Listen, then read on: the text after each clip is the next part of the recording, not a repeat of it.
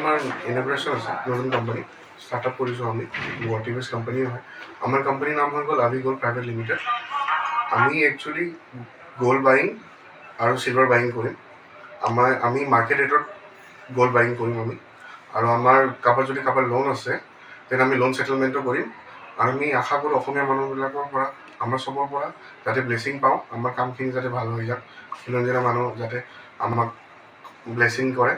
বাকীখিনি যি থাকে তাতে বুজাই দিম আছে বেংক বা এনবিএফচি আমি গোল্ড লোনটো সেটেলমেন্ট কৰাটো হেল্প কৰিম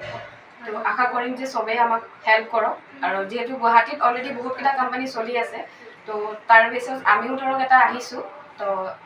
সেইটো আশা কৰিম যে সবে আমাক ছাপোৰ্ট কৰে